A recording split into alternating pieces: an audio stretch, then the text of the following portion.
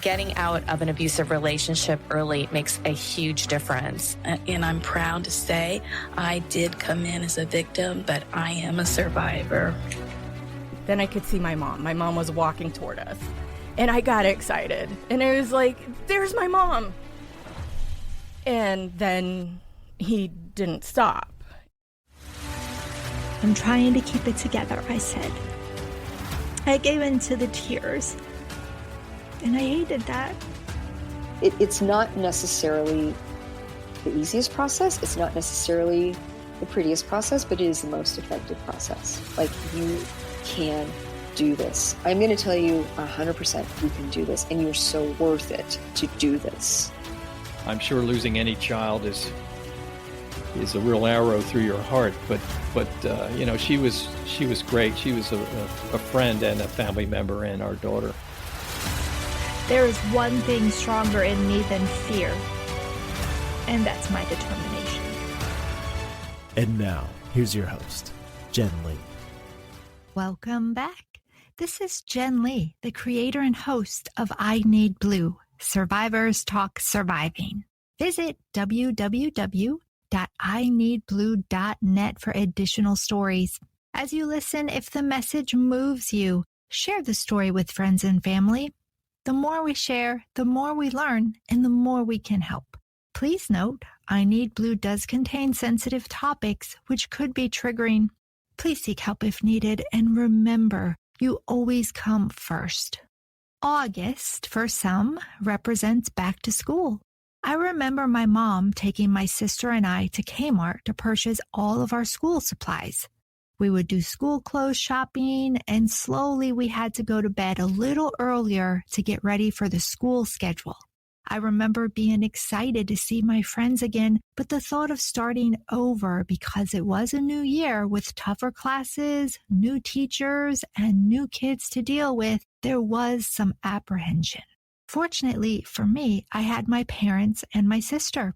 My sister and I were only 2 years apart, so we rode the same bus and attended the same school the majority of the time. I had the support, love, and encouragement I needed each year. For some kids who are still trying to find a forever home, back to school is a reminder they don't have support. It's another new social situation which is just downright scary. And homework? Who is going to help with that? During May in Brevard County, Florida, there were 1,046 kids in dependency court. As if that statistic isn't alarming enough, not each child has a volunteer, a guardian ad litem. The guardian ad litem is a child's eyes and ears. They advocate for their well-being to make sure they are getting what they need. Today's episode is filled with love, passion, and purpose. My first guest, Mary, was removed from her home during her sensitive teen years. She had been sexually abused by a family member. As you hear her describe how these events left her emotionally devastated at an age where navigating such things were already challenging, you will learn how asking questions is key. Today, Mary is a volunteer, a guardian ad litem to advocate for a child. She asks the questions and gets the answers, so a child has the best possible path for their future success. My next guest is Jenny James. She is a child advocate manager. She provides support for volunteers. When you take on the rewarding journey of becoming a guardian ad litem, you have support. Always. Jenny is here to share her journey and explain the ways she supports volunteers. It is a team effort. Also here today is Cynthia Rickard. She is a volunteer recruiter. Currently, there are not enough volunteers. Not every child in dependency court has an advocate. You will be touched by this episode, and if you find yourself asking the question, maybe I can do this. Cynthia is the lady we will connect you with. She loves educating and connecting people. Ladies, I am thankful each of you are here to talk about your role in helping our children find a forever home. Welcome to the I Need Blue podcast. Hello, this is Cynthia Rickard, the volunteer recruiter with the Guardian Ad Litem program, and I'm just very grateful to be here this morning. Hello, my name is Mary. I'm in Guardian Ad Litem. Thank you for having me. Hi, this is Jenny James. I'm the Child Advocate Manager from the Guardian program. Thanks for having us. Ladies, it is my pleasure. Let's begin this episode with Mary. As noted in the introduction, you are a survivor of sexual assault, and then you took that experience and decided to use it as a way to help other children. Thank you for sharing your story with us.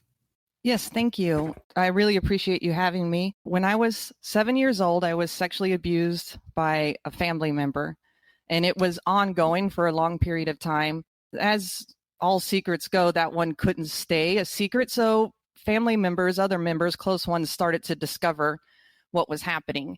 But when they discovered it, no one did anything about it. Like a lot of families, they cover it up and they hide it. It wasn't ever addressed. It was never talked to me other than 2 instances where they were just like, yeah, we're aware of what happened and it's over now. It's not going to happen again, and kind of move on with your life from there.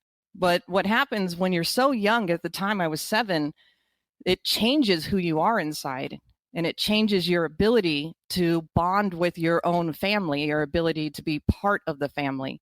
And as the years went on and I kind of go through puberty and become more aware of my surroundings and my own body, I became an angry, screaming person. I was screamed out against everything around me. I wasn't able to be part of my family. I wasn't able to be part of society. I wasn't able to be part of anything around me. I almost rejected the notion that anybody, even in my family, could possibly care about me. So because you rejected all of that, was there any place where you felt safe? I think one of the common misconceptions that I hear often about foster care is that everybody is there because their parents don't love them or their family doesn't want them. And in my case, that wasn't true. I mean, I did come from a family that loved me and wanted me, but through extreme sort of generational dysfunction and a lot of untreated mental illness in my family, I did feel loved and I did feel safe and I did feel wanted on one hand. And then on the other hand, I felt as though I just simply wasn't part of them. I wasn't like them. I wasn't part of them. I was different from them. Wow, that's so complex. And I've never heard it described that way, but it makes so much sense. So as these years, as they went on, what would look like from the outside world is just an out of control teenager, a teenager who just will break all the rules, do whatever they want, truancy, getting arrested, when in reality, that's not what was, really going on at the root of it, at the crux of it. It was a family full of dysfunction, mental illness, and full of secrets. And then somebody sometimes often becomes sort of the one that gets pointed out as the problem person, because they are always questioning everything going on around them. So the family sort of will band together as this is the problem person, this is the one causing all the trouble, when really they're the truth speaker. They're the one saying there is a problem here. This isn't normal. Was there any type of therapy? I know you said there was a lot of family history. Was there any help? No, all through those years, I did not get any therapy until at age 14, I was locked up in a facility for girls, and this is in Portland, Oregon. But what they did is they used DPT, dialectal behavioral therapy, and it changed my life going there. You would think like a lockup facility is bad. You get these imageries of juvenile detention centers, or you see these things on TV all the time. Everybody's scared. I went in kicking and screaming. They drugged me in, the police officers, and I'm kicking and screaming, and I'm thinking I'm going to be here for the rest of my life, because when you're 14, that's what you think your life is about to end. So I went in kicking and screaming, and I probably bucked the system for the first 3 months.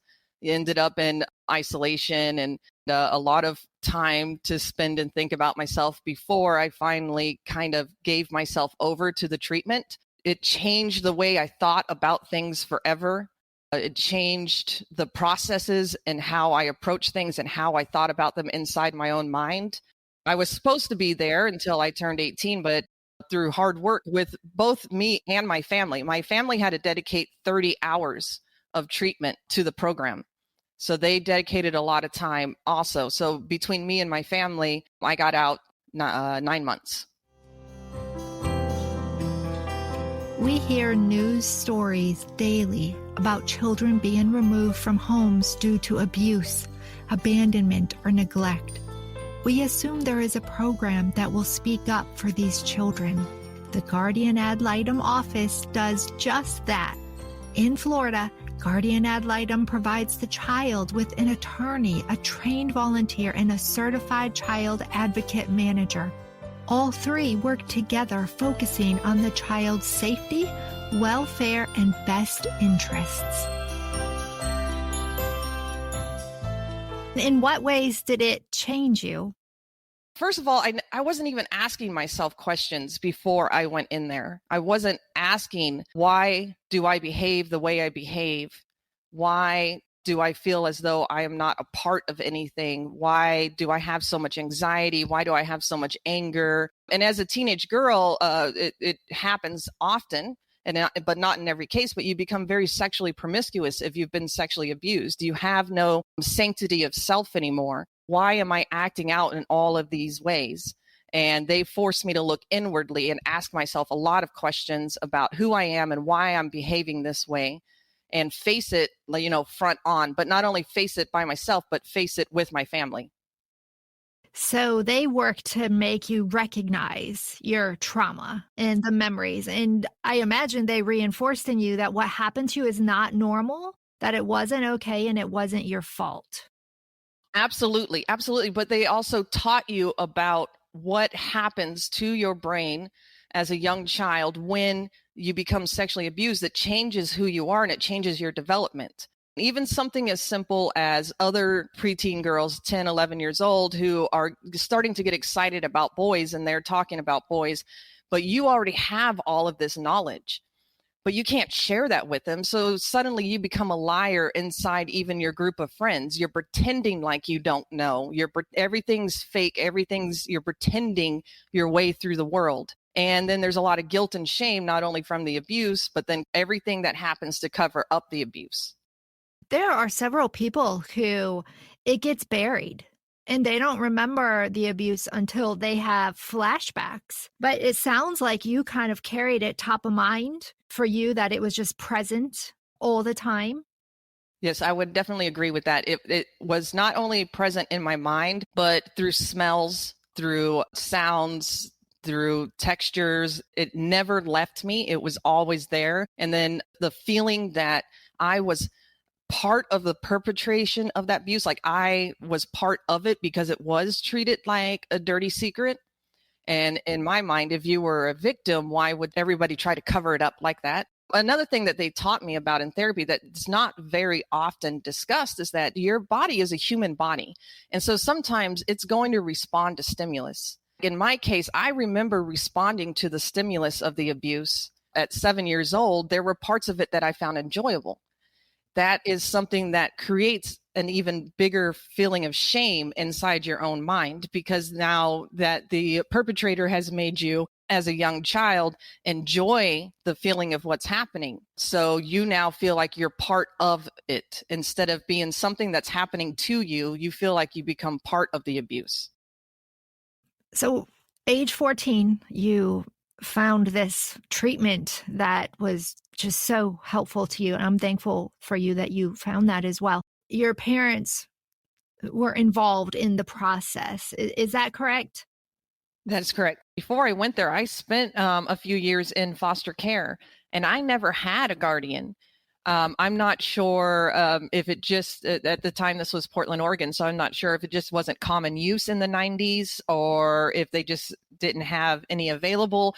But I can only imagine how things would have been different for me if I had had a guardian to talk to, because really I didn't have anybody on my side to talk to. I can only imagine if I had had someone to talk to me one-on-one and to speak to me one-on-one, which I don't recall ever having at any point until I got into Rosemont. They signed me over to the state when I was at 14, and then I went into Rosemont. They were court ordered to spend 30 hours of therapy through their program as well. Looking back, I had a smart judge, because the judge did say, you know, this is a family issue. This isn't a child issue. And that's often how it gets looked at. Like, this is a child issue, not a family issue. You know, as someone that's 10, 11 years old doesn't get into the positions that they're in on their own. They get there as a group. What did your family take away from the treatment place? You know, that's a good question. It's something that I would have to ask them. I know that they had a greater respect for me after the treatment place. They treated me verbally when they talked to me. They treated me with more honor and respect. I don't know how much they personally internalized for themselves, but they did begin to treat me differently. Okay, let's fast forward a little bit. Tell me where your life journey is headed. I had 3 children since then. And all the while, I'm always thinking, I want to use my life experiences to help other people. When I was 19, I originally heard of the CASA program, and I began the training for that. But it triggered me too much. As I was doing some of the training, I was just like, I'm not ready for this. Even some nights I'd just kind of lay in bed and cry. I'm not, I can't do this yet. I'm not ready. And I put it out of my mind. But after raising my 3 kids, 2 of them have left the house now. I only have 1 left in the home. And I've spent years working on myself inside my own mind. I have all of this like mama bear energy left that even though they've left the house, I'm still full of it. I'm still in there. Like I want to reach children. I want to help them. And there's also this notion, like, as they grow up, you just look at your kids and you're like, I didn't do a bad job. Look at them. They're fantastic. I decided to reach out to the Guardian Ad Litem program and working with Cynthia and Jennifer James to see how I can use my experiences to help other kids. Can you tell us a little bit about what that journey has been like when you started it and where you are today? So for me, it started at the beginning of the pandemic. My original introduction was when I was 19. I'm 45 now. So there's a huge lifetime in between there. But at the beginning of the pandemic, everything kind of goes on lockdown. And then my 2 older kids, who were adult children living in the house, were like, Mom's lost her mind. We need to move out now. And I was like, no, wait, come back. I can change. So they moved out at the same time, and I was not emotionally prepared for that. Yeah, the empty nest. Yeah, exactly. The empty nest. And for the first, kind of 6 months, I was just sitting around like, what do I do with myself now? I've dedicated all of my time and energy into forming these human beings into apparently functioning adults in society. That's when I reached out. There's a side story to this that's very important, because if it didn't happen, then I wouldn't have come back to this. Went to visit my daughter, and a niece and nephew of mine came to visit us while we were there. During that visit, they told me about a family member sexually abusing them. One of the things that I think is most important in this is I had a sense that there was something going on with these children. And because of my own abuse in my own life, I felt that maybe I was projecting feelings and I was being too hypervigilant, and I didn't ask the right questions. I didn't want to be too intrusive. Kind of thought, well, I'll tackle this with the adults. So I kept telling the adults around the children, like, maybe they should get into some therapy, because I recognize some of the behaviors. When you go through the process, the way I went through it, you're surrounded by girls that have been sexually abused, and all of our behaviors are very similar in nature. I had recognized that in these kids, and I was pointing it out to other people, but I didn't put the responsibility on myself and just simply ask them. So the moment that I did finally ask, it was like the weight of the world had been lifted off their shoulders. I just simply asked, do you ever feel that you have been sexually abused. And instantly, in a second, this girl broke down crying. You could see like her shoulders slumped down, and it was like this huge exhale, and she just started crying and telling me everything. I should have asked years before. There's a part in my mind that just became so angry that this happened to them. I was, their aunt and around them on a fairly regular basis. So how could it happen and me not be there to help them? That family member is currently in jail or awaiting trial. I'm so tired of watching these kids get hurt, watching the secrecy and the silence of it. It's deplorable, and I'm tired of watching it. And I don't want to sit around and complain about being tired of watching it. I want to do something. I don't want to just be a complainer. I want to be a person of action. It's more common than we think, unfortunately. Unfortunately, that's what I'm learning. I love that you decided to take what you had been through and use it to give back to help someone. Do you currently have a child that you are helping?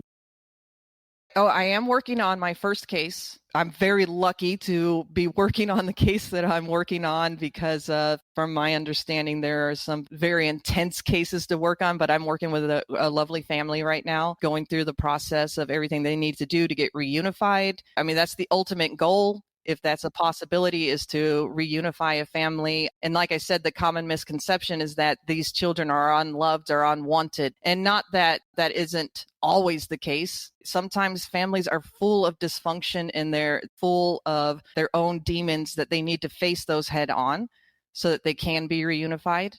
And that's what's happening in my case. As you've gone along, have you discovered any new triggers that maybe you didn't realize were there? There are things that you're fighting in your mind all the time. If you've lived with abuse or attack or anything, you struggle with it all the time and learned a way of coping and rationalizing with it so that you can live on. Being a guardian ad litem is very special, but as special as it is, it still has its challenges. And one thing that I learned is you do have a support system. And I think that's great. And that is where our guest, Jenny James, comes in today. She is a support system for you, for other guardian ad litems. And I would love for Jenny to share a little bit about what she does and Mary, how it's really benefited you. Well, I feel very fortunate to have met Mary, and I think she knows this. We talk a lot. Not only is my job to help guide her, but she's actually, and you can tell from hearing her story, she's taught me a lot about the children we serve and helped give me pointers and things that I didn't realize coming from her unique perspective. I was kind of talking to her about a plan I had to help bring a child in from runaway, and she was like, oh, that's not going to work. She doesn't want to hear that. Try this. This is what she needs to know. And it's just amazing because it's still a learning process for me. And I love my guardians because as much as I'm here to help them, they bring these unique life experiences that teach me every day too. So it's a wonderful give and take. My job is basically to give support. It's a lot when you first come in, and some people get nervous about coming to court and representing the best interest of a child. And we're here, not only me, but we have the most fantastic attorneys. We're a team. We're an advocacy team. The volunteer has me. They have the attorney. We're here to help guide, offer suggestions. And it's amazing to see someone like Mary come in. This is her first case, and she's shy about it, but she has helped her child so much. She's present. She is present in his life. She fought to get him heard by the judge. It was amazing. Gave him a pep talk. He got to tell his truth to the judge. It was life-changing for him, for me too, because I was so proud of her, because we were worried that he might not have that courage. And she gave him that support, and he was able to give his truth to the judge in private. He was heard. And that's just amazing. That's what we do. We are the voice for the child.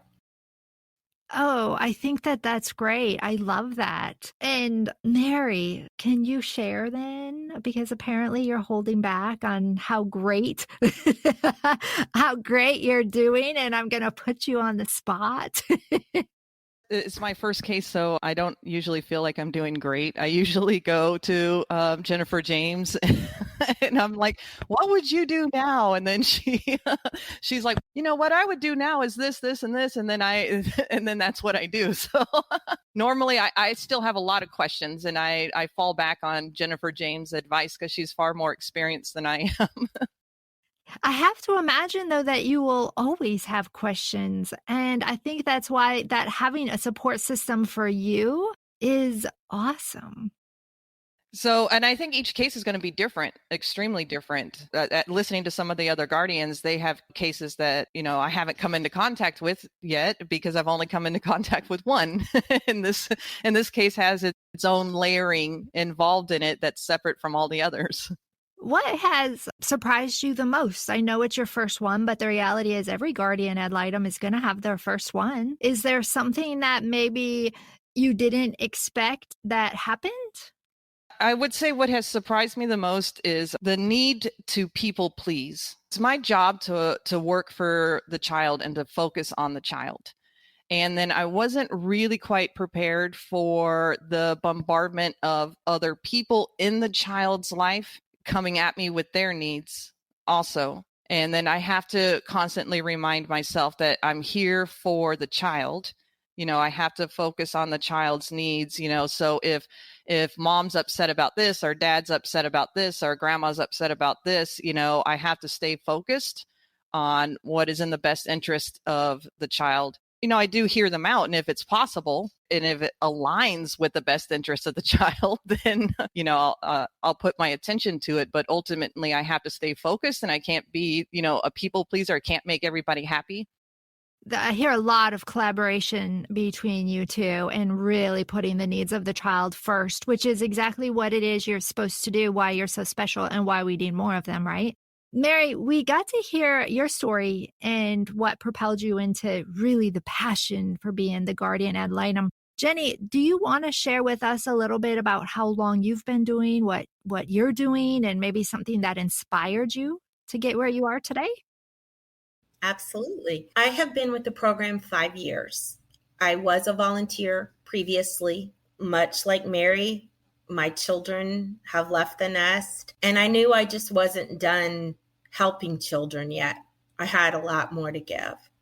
So I have several friends that were involved in this program who knew me. I had just gone through a divorce and gotten a degree, my master's in psychology, and they were like, this program is just for you. This is where you need to be. So I started volunteering, and it's addictive. Just loved it. And I kept taking more cases and helping these children. And I started out with babies and found out that I actually loved working with teenagers. And that's kind of my passion here. I love helping teens in the relationship. It's amazing. Then a job opportunity came up, and I just love the program so much. I was like, I would love to come do this. And it's just expanded my horizon to get to meet wonderful people like Mary and incredible people like Cynthia. Everyone who's involved in our program has this passion to help children. It's kind of what unites us. It's that one thing. We all have this desire to help children. And I can't speak enough about the people I work with. It's just amazing. Do you have a particular memory with a child, since you've had more cases, that has just stuck with you? Yes, I still have the case. It's an ongoing case still. She got sent to live with her father, and I was devastated because I loved seeing her. I was happy for her, but it became a dangerous situation. And before she left, we came up with a code word that she could use if we were on the phone and things weren't good. And she couldn't say to me, hey, this isn't right. So we were on the phone, and she said the word, and she said, I'm in trouble and I need help.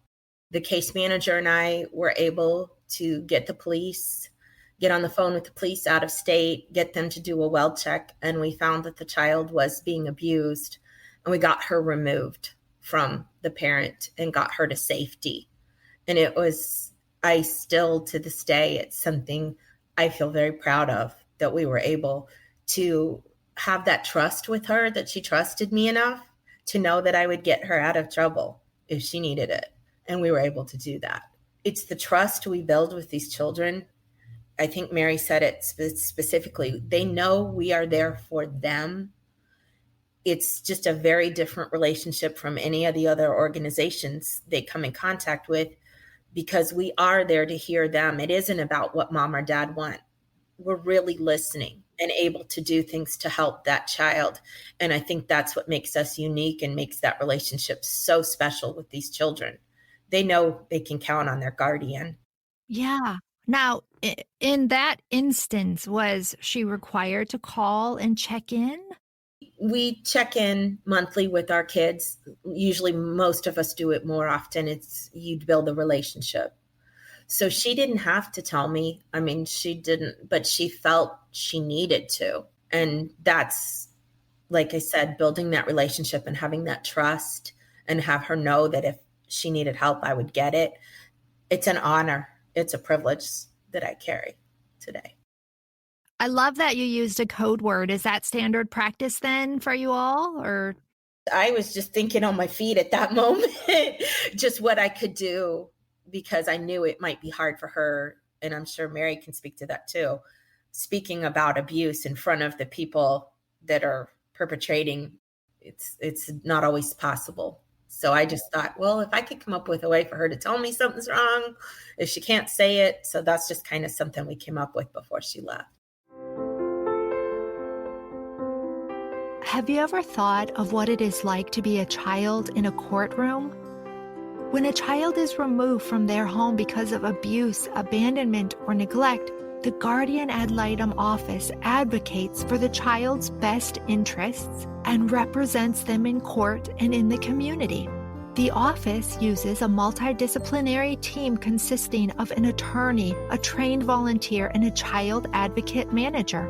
Not only do they provide support and request services needed to change children's lives positively, but they also bring comfort and warm smiles during difficult times.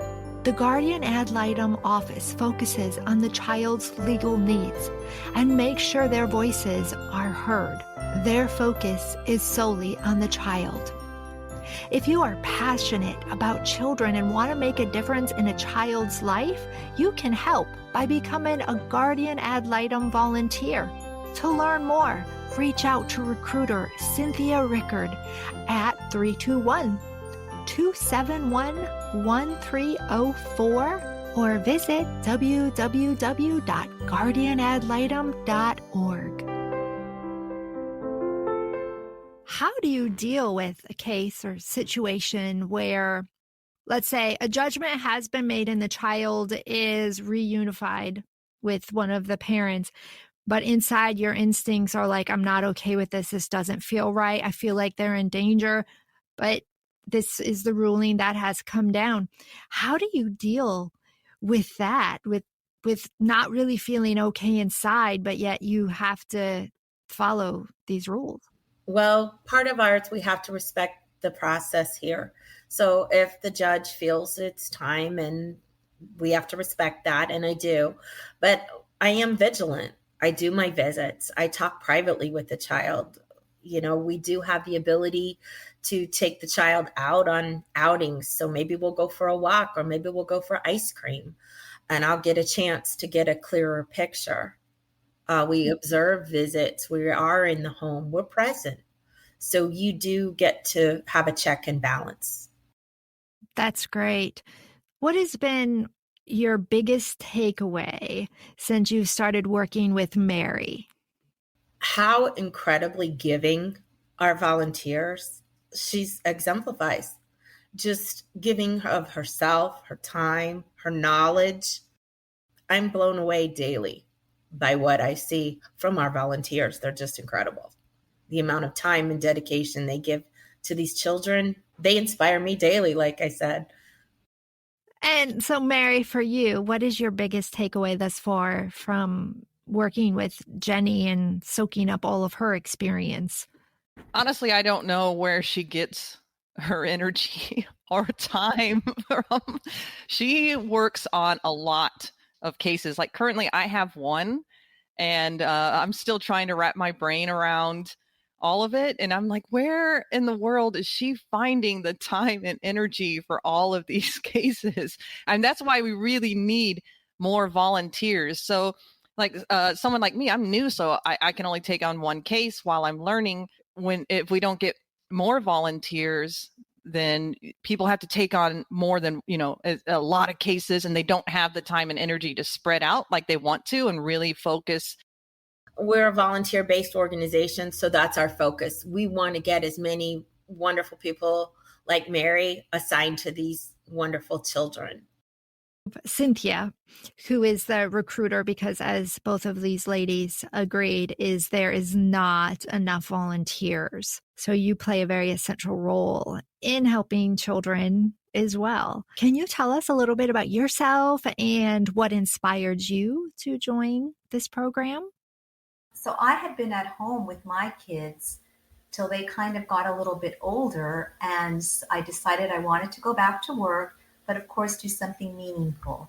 And so I actually started with the Guardian Ad Litem program as a legal secretary, and then moved into the volunteer role, which is really where my heart is. I love people. I love getting out into the community and just spreading the word, and then having that one-on-one interview with the people that come forward and just building relationships.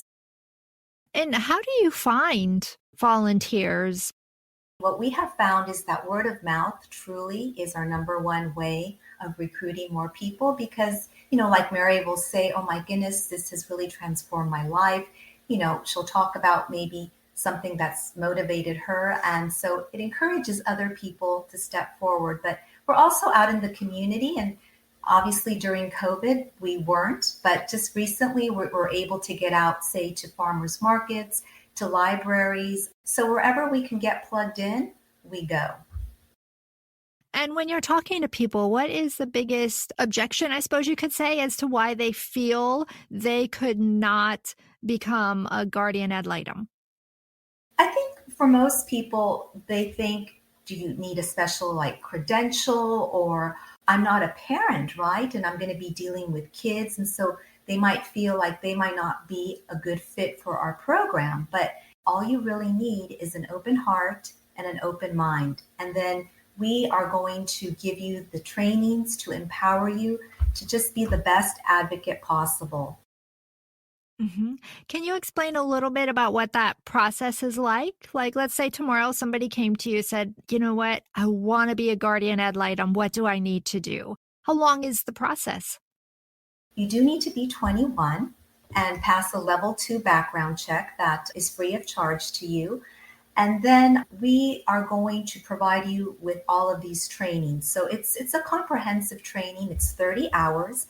But the beauty of that training is that you get to do it at home, on your computer, on your schedule, and what works for you, right? So we have people that are retired and can get those trainings to me in 2 weeks. Then we have other people that maybe aren't empty nesters, but their kids are older, they're teenagers, and they delegate maybe 2-3 hours every weekend to get those trainings done, and that might take them 2 months. We give people 6 months in which to complete everything. Once they're done with a portion of those trainings, they're going to attend an all-day event that we call a pre-service, and they're going to meet with our trainer, and I'm also there, and they're going to pretty much get an overview of everything that they've learned from what it means to be a volunteer, what it means to be abused, abandoned, and neglected. They're going to learn about child welfare and so much more in that process. The trainer will give them county-specific information for court. They'll go over how to write a judicial review report. After the training, you're now in your provisional phase, and you can actually pick a case. And that's what's so beautiful about our program is we don't give you a case. You actually get to pick one. So if your heart gravitates towards a 7-year-old girl and you read a little synopsis of what she's been through and you want to help her, you can do that. And I love that. So at that point, you get to pick your case. And now we're going to give you a mentor for 60 days because we know that's when you have the most questions. They go with you on that first visit. They just wrap their arms around you and help you get through that. After the 60 days, they go away, but you're still part of that team. Like Jennifer James, she's our CAM. So on the team, it'll be the volunteer, It'll be the child advocate manager that we call a CAM for short. And like she said, she's their go-to person, their sounding board. Whatever they need, she's there for them. And then you're also going to be given that attorney, for any of the legal issues that may arise in the case. And they are with you the entire time. You're never, ever, ever alone in this journey. That's so important. And, you answered my question because I was curious as to how a child is assigned. And I think it's great that the Guardian Ad Litem gets to pick the case. Like you said, it may be a child that calls out to them or they feel connected to. I think that that's great. How many people do you need right now for every child to have a volunteer? Well, we have currently 1,046 kids in care. Not all of those have volunteers. I don't have specific numbers, but what I will say is that we definitely do not have enough volunteers for each child to have that one-on-one person in their life. And it's just so important because, as Mary was saying, if we don't have a volunteer, then the CAMs take on those cases. They have so many kids they work with. They may not be able to give them that one-on-one attention that is so needed. A volunteer is able to do that, right? Through those visits. And, all we ask is that you meet with your child once a month. That is the commitment level that we're asking. Now, obviously, if you want to meet them more than once a month, we love that idea. We can pick up the phone, we can FaceTime them depending on their age. If they're teenagers, those are the kids I work with. We text a lot because that's what makes them happy, right? We need a lot of volunteers, and we also need a lot of male volunteers. A lot of our population is women. We love our women, but men are also needed because a lot of these children come from broken homes and they don't have a father figure. Or if they do, he may not be an ideal father figure. And so having a man in their life that can be positive, they can educate, nurture, guide them, love them. I mean, what we can do with our children is so big, right? The world is our oyster once we get our child. We can do so much for them. And so there is a need because so many of our kids do not have that one-on-one volunteer with them. Yes, as a volunteer, you have the ability to do so much for that child. How do you not become attached to the child that you help, that you just want to take care of them like forever? Well, I mean, I don't think you don't become attached to them.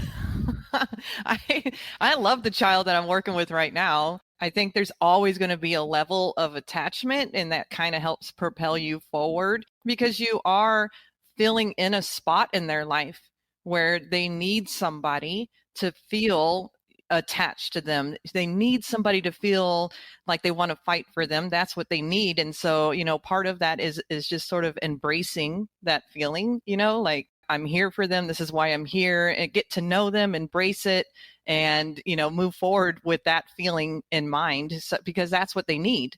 And you often transition from being a guardian ad litem to just natural support in their life. I have early cases I have that some of my girls are now moms, and I've got to enjoy baby showers, seeing the birth of their first child. That relationship extends. You don't really have to let it go. It depends on the child. If they still want me to talk and we share joys and sorrows in their lives from here on out, I'm very open to that. You bond. I think Mary said it. You just bond. And so we do often transition into that natural support later in life. Have you ever had a situation where the child reunification was not possible, but also they were not able to find their forever home and they ended up aging out of foster care? Have you ever had to personally experience that? I have. It's difficult when that happens, but we have great resources that you come in contact through working. We have extended foster programs that help them get free college, assistance with housing, cars, driver's license. So you get to watch them blossom into an adult. It's hard when reunification doesn't happen, but it doesn't mean it's the end of the road and they have to give up. We offer and try to support to make the best situation possible for them to start adulthood with that leg up: education, housing, assistance. The Guardian Ad Litem office is an organization where the actions of a single individual can have a profound impact on the life of a child. Would you like to be an integral part of the solution? Be that one individual trained and empowered to advocate for the best interests of a child? If your heart is saying yes, please reach out to recruiter Cynthia Rickard. She can be reached at 321-271-1304 or visit www.guardianadlitem.org. There is no better time than right now.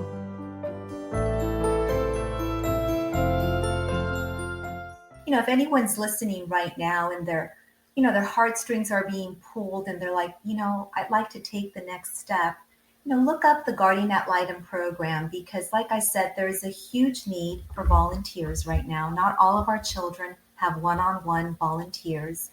And we are that one constant person in their life that they can count on. So when we say, we're going to call you Saturday at 10, we do that. We say, we're going to take you to the beach. We do that. For a lot of kids, we're that first person in their life that is that way with them. So just look up the Guardian Ad Litem program, or you can go to www.guardianadlitem.org and just start your application. Make a difference in a child's life. Great. And if somebody, it's just not possible for them to become a Guardian Ad Litem, in what other ways can they help you? We have a Facebook page. We are actually in the 18th Circuit, Brevard County, but you can follow us on Facebook because we have a lot of posts. And sometimes people just share them. Like, I'll be out in the community and they'll let somebody know, hey, Cynthia's going to be, at the Palm Bay Library, and they can send someone to talk to me while I'm there. We also have brochures that if people have a private business and they would like to display that, they can definitely help us. So those are some other ways that they can get plugged in and just spread the word, even if they're not ready to be a volunteer or the timing isn't right, because as we all know, it's all about timing. Like, Mary was saying, she started at 19, then ended up as a guardian at maybe 45, right? So it's all about timing, but we can plant a seed in people's hearts and it can grow. And when it's ready to bloom, they can reach out to us. Well, I think what people don't realize when they think of foster care, foster children, is they see a child who's in a home that's being, say, abused, and now the child's been taken out. And I think people stop thinking after that because they say, oh, okay, great, the child's taken care of. But what they don't realize is this child's life now has been turned upside down. Imagine going to court. How scary that's got to be for a child. It's just kind of topsy-turvy for them. And so having that volunteer is so important. There were many of times that I remember going to court and never speaking to anybody about upcoming court appearances until about 30 minutes before we walked in the court. Like, I would arrive there with my foster family or my group home or whatever, and then I'd go into a small room and talk to someone I never spoke to before. And then this person introduces themselves as my lawyer, but I've never spoke to them before. I'm speaking to them right before court, and they're telling me sort of a brief overview of what's about to happen. And then you rush in there and everybody's talking, but nobody's asking you any questions. Everybody's talking. They're talking over you. They're talking about you. A lot of the times I really, really remembered not agreeing with anything that they were saying in there. For example, it felt like a lot of things were over exaggerated than what they, than what they really were. But it was like everybody was trying to nail in a point of how horrible, how terrible this family is or this situation is. And it often missed the mark on what the reality of what it was. But I didn't have the representation to fight back and say, no, none of that's true. That's not what happened. And I think you made a really good point. You said a lot of times people think a child's placed into foster care and that's it, we're done. But that's really just the beginning of the journey. And that's where we come in. there's that whole what's next. You know, are the parents going to do what they need to do to be reunified? Is it not going to happen? Are rights going to be terminated? And there's just this whole journey ahead. And that's where I think that we're so important. That child needs guidance through that whole journey. It's not the end, it's the beginning. Thank you so much, ladies. Your message is impactful, and your contributions to our community and the children even more so. So I thank you so much for everything you do. Thank you for having me today. I really appreciate a chance to talk. Yes, thank you for having us. Thank you for letting us talk about what we're passionate and the children that we care about. And I just hope that everyone's listening. You will come volunteer with us, and I look forward to meeting you soon. Thank you for having me. It's always wonderful just to be able to spread the word as to what our program does. So thank you. This is Jen Lee, creator and host of I Need Blue. Survivors Talk Surviving. To find additional stories, you can visit www.ineedblue.net. And remember, you are stronger than you think.